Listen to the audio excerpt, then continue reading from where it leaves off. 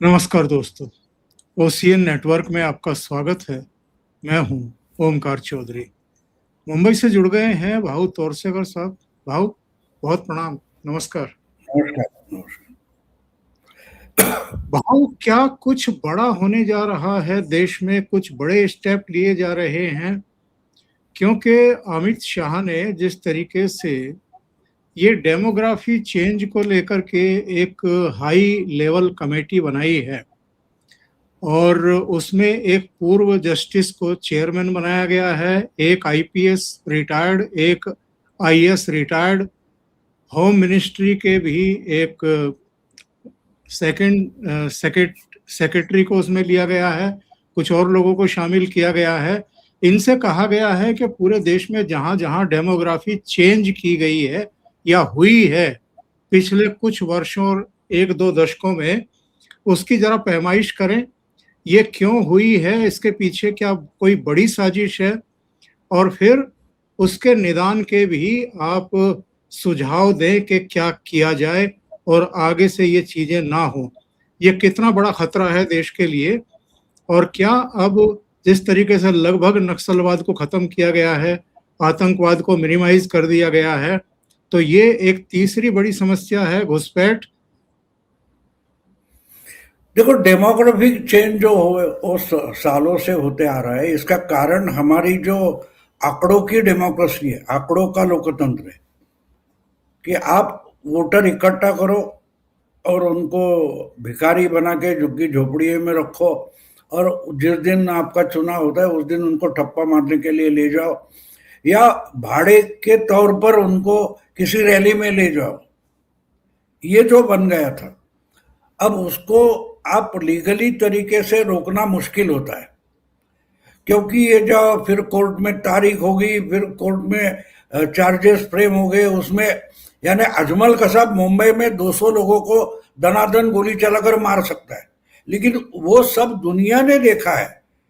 फिर भी हमारी जुडिशरी में उसको 8 साल कन्विंस होने में लगते हैं कि 18 साल से बड़ा है कि नहीं, ये पाकिस्तानी है कि नहीं। तो एक तरीके से हमने ही कानून को लंगड़ा बना रखा है, हमने ही जुडिशरी को लंगड़ा बना रखा है। तो उससे कोई और रास्ते निकालने पड़ेंगे ना, कि कानून के आधार से ही कानून तोड़ने के लिए बहुत सहूलियत है, लेकिन आप कानून से जीना चाहते हो तो बिल्कुल मुश्किल है। हमारे देश में एक अजीब ऐसी चीज हो गई है, अब ये सब कोर्ट में जाकर बोलेंगे कि कोर्ट कैसे गलत है, और कोर्ट को ही मानना पड़ेगा। एक तरीके से आपके मन में एक अपराध भावना जगाए और उसके दम पर ये सब चलता रहता है। तो अब देखो, ये जब बंगाल में उसने शुभेंदु अधिकारी ने तय किया कि क्या उसको डिटेक्ट करो, डिलीट करो और डिपोर्ट करो, और जिससे जिधर आसपास मिलेंगे उनको कोई छावनी में जाकर रखो, और 30 दिन के बाद अगर उसके पास कुछ नहीं मिलेगा तो उसको बीएसएफ के हवाले करो, बीएसएफ जो आगे करना है करेगी। तो डर के मारे दौड़ दौड़ कर भागने लगे। अभी किसको कोर्ट में जाना नहीं है कि भाई नहीं नहीं, मैं मुझे एसआर में मेरा नाम आना चाहिए, मुझे वोटर लिस्ट में मेरा नाम आना चाहिए। ऐसे सब लोग भाग रहे, क्योंकि कानून का डर होना चाहिए।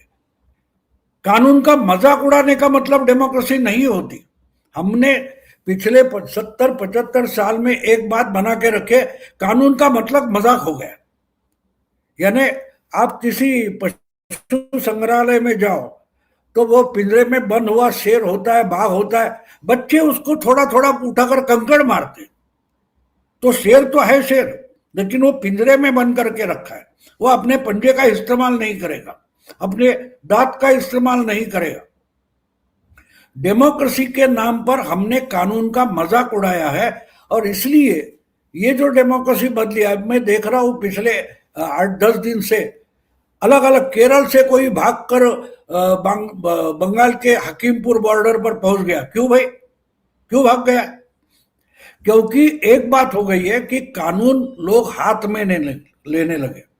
बंगाल में जब से ये सब शुभेंदु अधिकारी आया, लोग पकड़ पकड़ कर ढूंढ ढूंढ कर बांग्लादेशियों को पुलिस के हवाले कर रहे। तो आज तक क्या तुम कौन होता है, तुमको अधिकार किसने दिया? कौन राष्ट्रवादी है, कौन जिहादी है, ये ओमकार चौधरी कैसे तय करेगा? ये पूछने वाले यहाँ के जो तो बोगस डुप्लीकेट जिहादी है ना, सेक्युलरिज्म का मतलब एक तरीके से गजवाई इन मूवमेंट हो गई। तो मैं मानता हूं कि सबसे पहले अगर बंदोबस्त करना है हम जैसे लोगों को, तो हमको सेक्युलर कहने वाले, मुखौटा लगाने वाले के खिलाफ मुहिम छेड़नी पड़ेगी, तो सरकार के लिए हम बहुत सारी मदद कर सकते हैं। अब मैं आज देख रहा था एक वो आज तक रेडियो करके है, उसमें वो बंगाल के चुनाव के नतीजे आने के बाद आरएसएस कितने साल से काम कर रही थी, ये कर रही थी। अरे 4 मई के पहले क्यों नहीं बोल रहे थे तुम? तो खबरें छुपाने वाले ही मीडिया बन गए, पत्रकार बन गए, तो ये सब होने वाला है। तो इसको जड़ से उखाड़ना जरूरी है। जिस ढंग से नेपाल से लेकर तेलंगाना तक पहुंचा हुआ नक्सल कॉरिडोर था, वो बिना चर्चा किए एक एक करके खत्म कर दिया। दूसरी बात, मैंने जो मेरे पास जो खबर आई है कि नेपाल की बॉर्डर के पास बहुत सारे ऐसे घुसपैठिए, उन्होंने जो कुछ किया है, मॉल बनाए, दुकान बनाए, तो जिसने उस बैंक ने उसको कर्जा दिया उसको तक उठाना शुरू हो गया। तो ये होना चाहिए। कानून की दहशत जब तक नहीं है, कानून का डर नहीं है, तो कोई भी उठकर एक फालतू चीज भी, कुत्ता भी उठकर आपको काटेगा। आप शेर होने से कुछ मतलब नहीं रहता। शेर को शेर रहना है तो अब कानून को कानून रहना पड़ेगा, और कानून का मतलब सख्ती होती है, सख्ती होती है ना। अब जो जिस ढंग से परसों सुप्रीम कोर्ट ने डिसीजन, एसआईआर बिल्कुल सही निकला है, बिल्कुल सही निकला है। अब आपको एक बात समझाता हूं, आप ये बाकी के चीज में जा रहे हो ना। एक बात सोचो कि अगर सीएए आराम से हो जाता तो एसआईआर नहीं होता। ममता दीदी ने जो बोल दिया कि बंगाल में सीएए नहीं लाएंगे, मत लो भाई, तो उसका बाप एसआईआर लाया गया। अब बात यह है कि फिर कपिल सिब्बल वगैरह पहुंचे सुप्रीम कोर्ट में, चुनाव आयोग को नागरिकता तय करने का अधिकार किसने दिया है? कोर्ट बेला बिल्कुल नहीं है। चुनाव आयोग यही तय करेगा कि भाई तुम्हारी उम्र 18 साल है कि नहीं, और तुम नागरिक हो कि नहीं। अगर नागरिक हो तो उसका सबूत दे दो, अगर नागरिक नहीं हो तो कार्रवाई चुनाव आयोग नहीं करेगा, चुनाव आयोग होम मिनिस्ट्री को सप्लाई करेगा, होम मिनिस्ट्री काम करेगी। तो एसआईआर एक तरीके से इनकी जड़ पर आघात हो गया। ममता दीदी की वो गलती थी। लेकिन एक बात होती है कि सामने वाला कितना भी आपका दुश्मन हो वो आपसे कोऑपरेट भी करता है, वो समझना जरूरी होता है। ममता ने एसआईआर का अपोज किया, बहुत बढ़िया काम किया। अब एक बात सोच लो, आप सिचुएशन सोच लो कि एसआईआर जो चल रहा था उसके लिए चुनाव आयोग के खुद के कोई कर्मचारी नहीं है, एम्प्लॉय नहीं है, उनको लोकल गवर्नमेंट से उठाने पड़ते। अगर वही ममता दे देती, ममता ने बोला नहीं नहीं हमारे पास नहीं है, हमारे लोग ये काम नहीं करेंगे, तो बोले सेंट्रल गवर्नमेंट के ले लो, तो सेंट्रल गवर्नमेंट के नहीं चाहिए, चलते चलते वो जुडिशियल ऑफिसर्स तक आ गया और लटक गई ममता। अगर वो नहीं करती तो उनको धांधली करनी थी, तो अपने बंगाल के स्टेट के कर्मचारी है उनसे कर ले सकती थी, लेकिन उनको तो लड़ना था, तो लड़ने में भूल गई कि स्ट्रेटेजी जरूरी होती, और वही फंस गए। तो ये तरीका है। मैं हमेशा बोलता हूं कि अमित शाह या नरेंद्र मोदी जो है वो अपने तरीके से काम कर दिया, सामने आपको दिखाई देगा ये क्या कर रहे हैं, इससे क्या निकलेगा, उससे कुछ होगा कि नहीं, यानी वो शुरू भी ना करे उसके पहले हम ही लोग उन पर शक करते। तो इससे निकलना पड़ेगा। उनकी आइडिया क्लियर है कि डेमोग्राफी चेंज हो गई, तो क्यों हो गई है भाई, क्यों डेमोग्राफी चेंज हो गई? अचानक से यहाँ 20% या 12% कोई मुस्लिम थे और आज अचानक 24% हो गए। 20 साल में दुगुना पॉपुलेशन कैसे हो गया? उसका खुलासा उधर के लोकल एडमिनिस्ट्रेशन को देना पड़ेगा, और ये धागे खुलते जाएगा। देरी से काम होगा कोई बात नहीं, लेकिन शुरू तो होगा ना, शुरू तो होगा।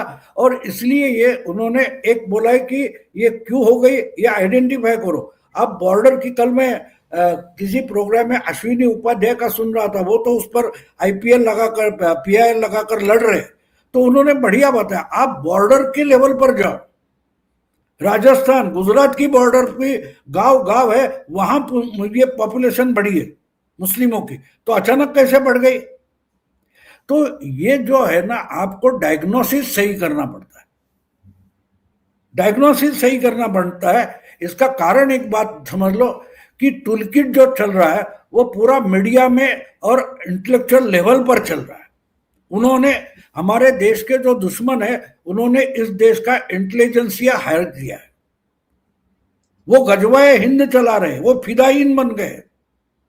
मैं एक वीडियो बनाने वाला हूं, अभी अभी जो आज तक के बारे में बोला मैंने, आज तक रेडियो, तो अबे 4 मई के पहले क्यों नहीं बोल रहे थे? अब बोल रहे कि वो तो 2011 से उनका आरएसएस का ये प्रोजेक्ट था, फिर ये हो गया, फिर प्रचारक इस ढंग से काम करते, गांव गांव जाते थे।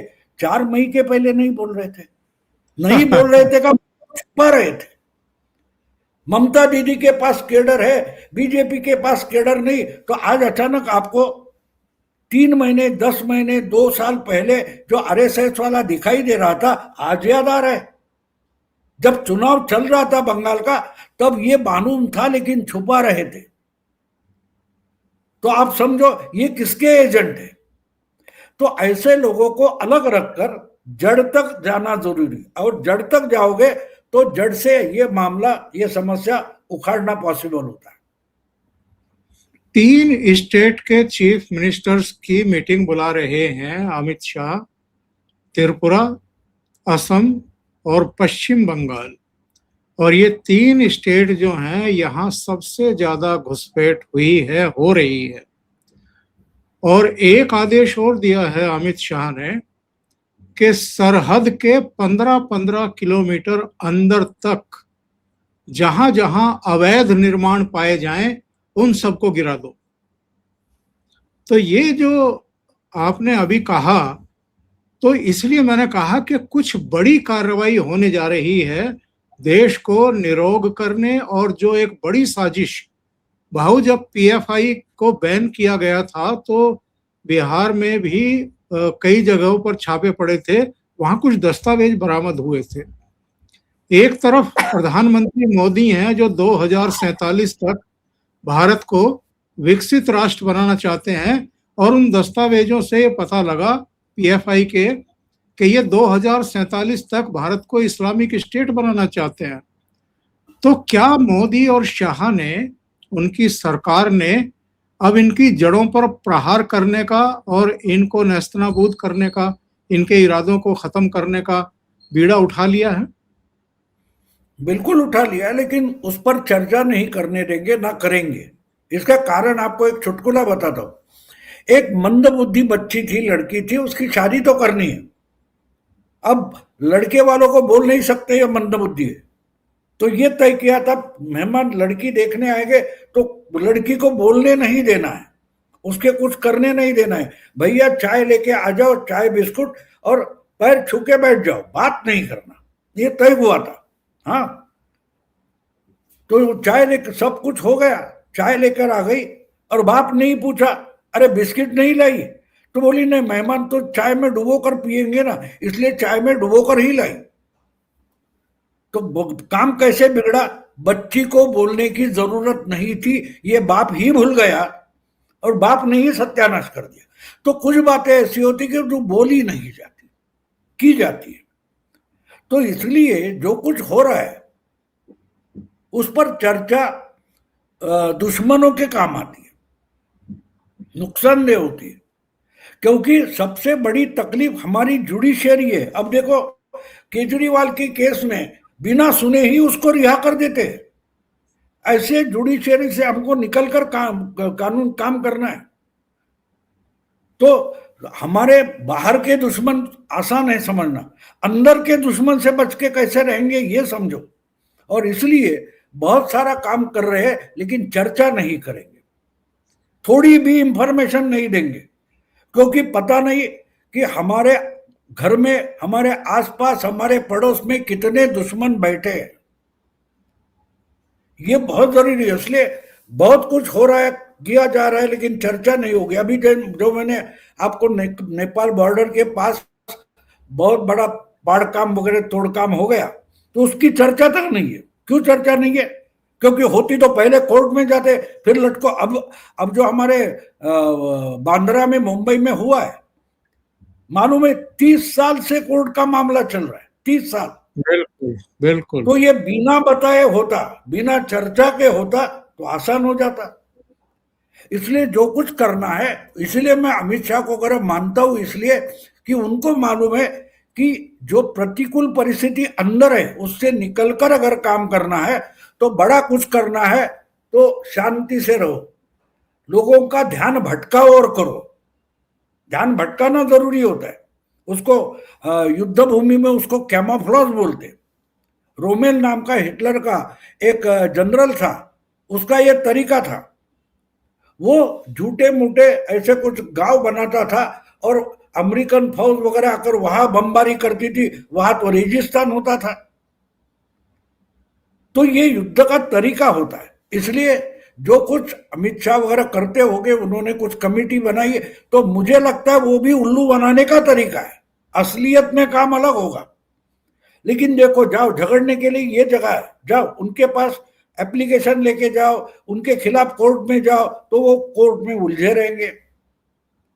ताकि बाकी जो काम करने हैं उनको अगर उसमें उलझा रखो। अब देखो, एसआईआर में ममता दीदी इतनी उलझी रही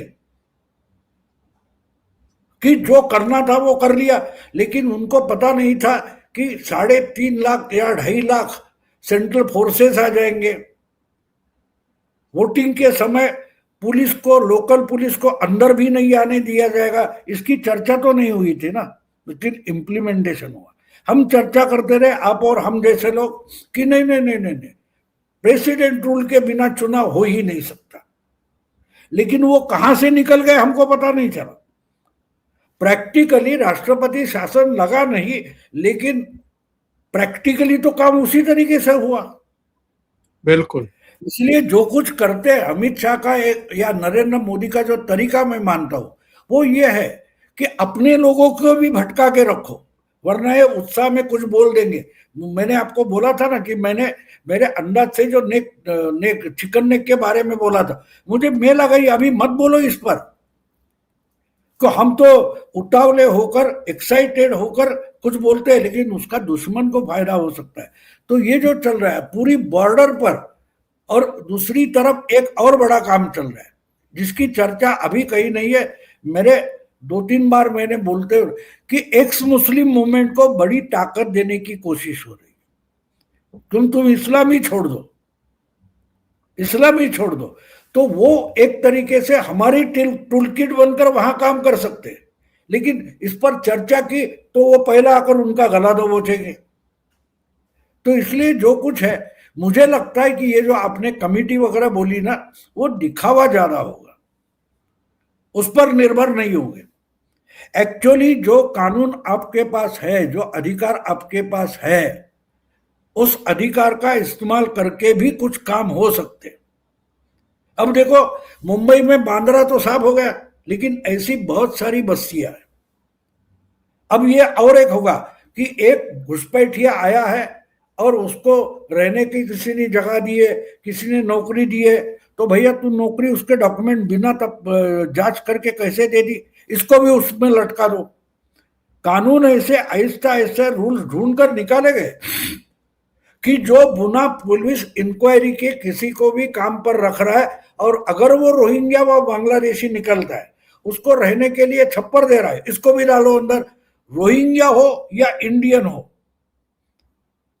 तो ये शुरू हो रहा है, और अपने अपने तरीके से जो रूल्स आज भी है लेकिन उसका इस्तेमाल नहीं हो रहा है, उसका उपयोग शुरू हो गया।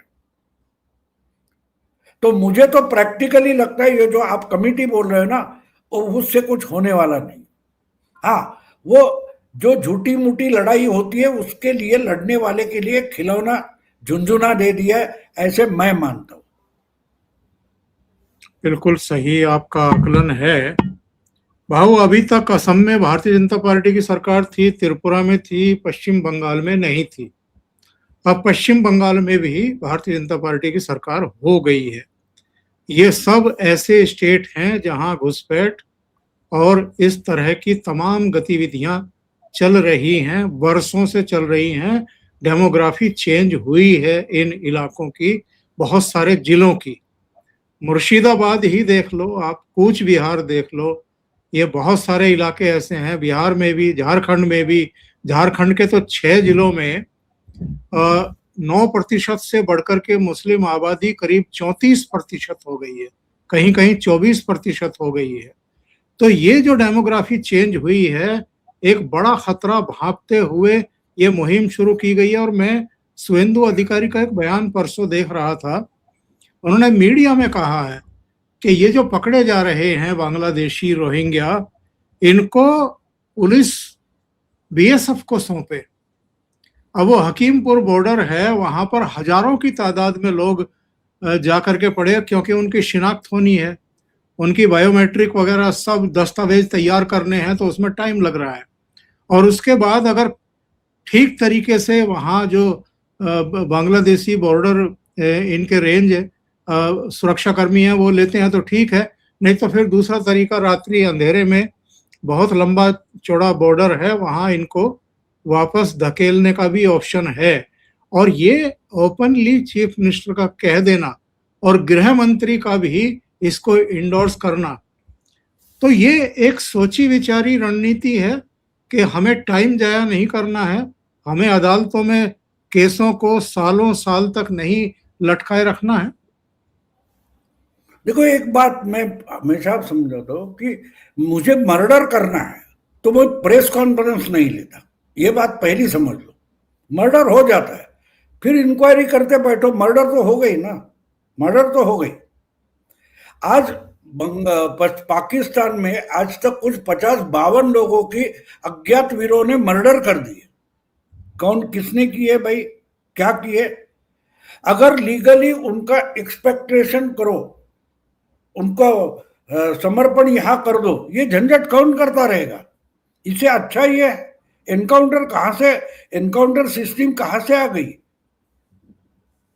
उसको एक्स्ट्रा जुडिशियली वगैरह वगैरह बोलना वो अलग है, लेकिन तकलीफ तो हो रही है ना। तो ये होगा, उसके लिए पहली बात बाकी सारा जो ट्रैक है।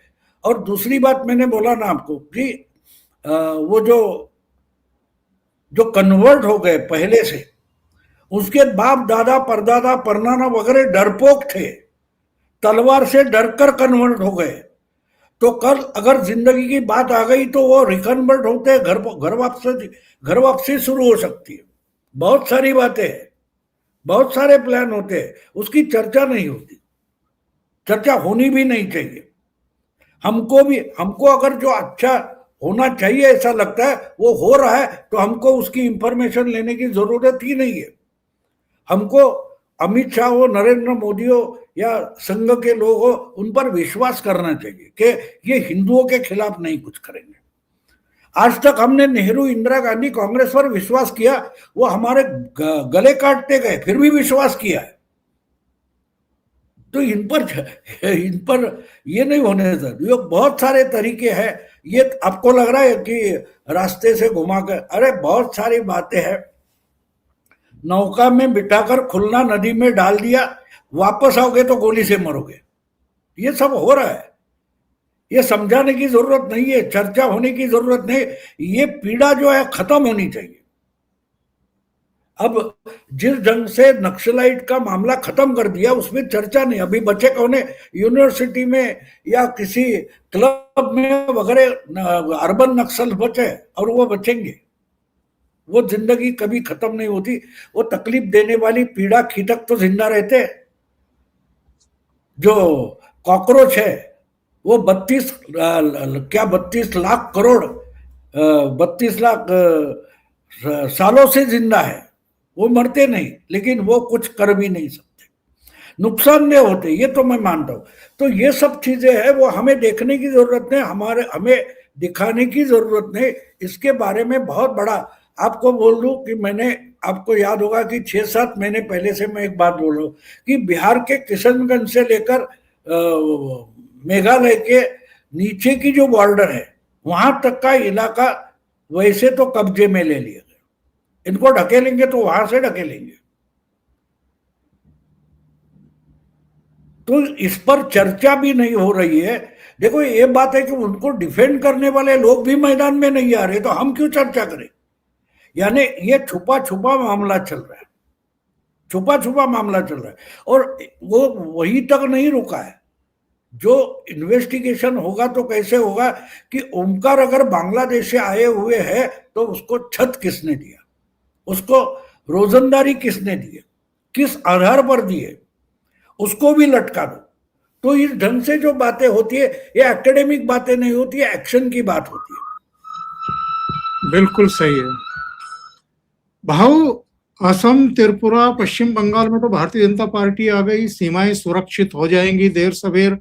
एक और सेंसिटिव स्टेट है पंजाब, वहां से भी कई तरह की गतिविधियां चलती रहती है सीमा पार से, ड्रोन से हथियार गिराना, ड्रग्स गिराना, तमाम तरह की खुरापातें वहां चल रही हैं।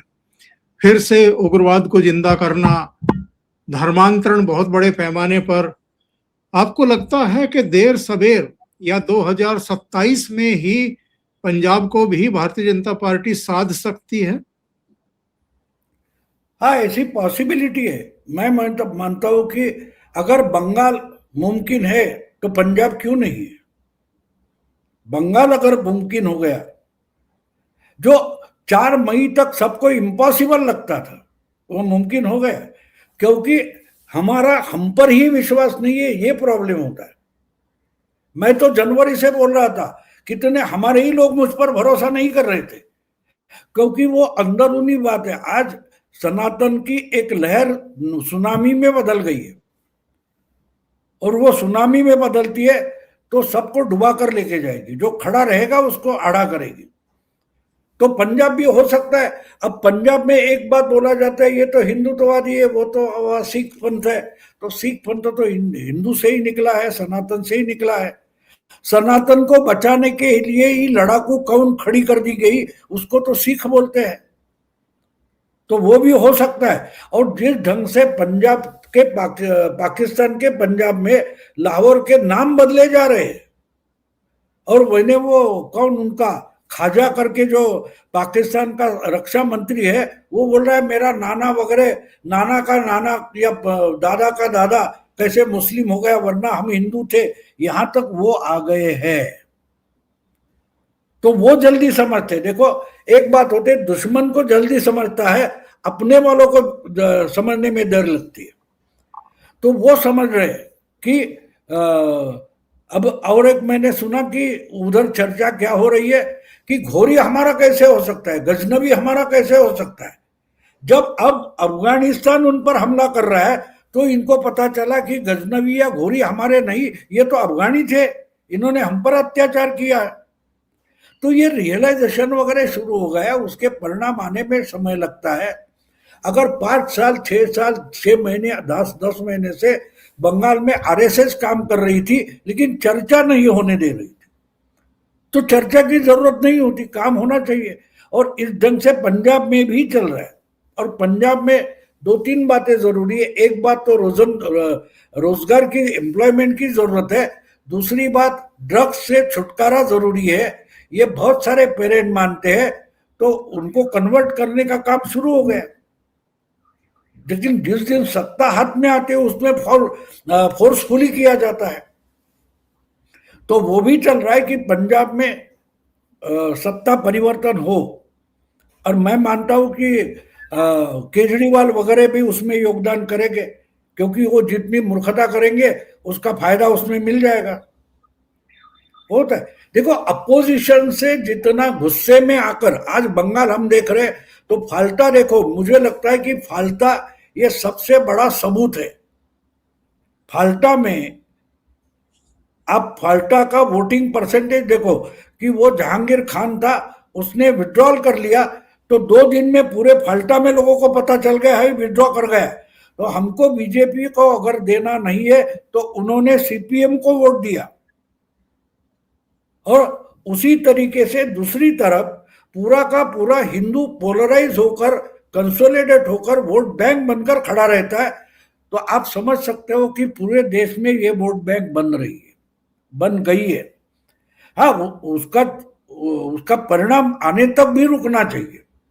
तो मैं उस पर विश्वास करता हूँ, उसको मैं उसका इंतजार कर रहा हूँ कि भाई इसका इफेक्ट हमें कब मिले। शायद हमारी जिंदगी में ना मिले, हमारी उम्र ज्यादा हो गई है, लेकिन आने वाली पीढ़ियों के लिए सेफेस्ट रास्ते पर हम निकल पड़े। तो पंजाब भी बदल सकता है। अगर पाकिस्तान तक ये सुनामी जाकर पहुंची है और लाहौर में 13 जगहों का नाम हिंदू या सिख बनाया गया, तो वो सबसे बड़ा सिग्नल है कि सिर्फ बंगाल के, और इसलिए आपको याद होगा कि मैंने बंगाल ये आने वाले समय में सनातनी इजराइल बनेगा ऐसा भविष्य किया मैंने। तो वो बंगाल भी पहुंच गया है, बांग्लादेश और पाकिस्तान तक पहुंच गया है। भाऊ बहुत बहुत धन्यवाद आपका इतना समय निकालने के लिए, बहुत महत्वपूर्ण मुद्दों पर चर्चा करने के लिए। Thank you so much. नमस्कार।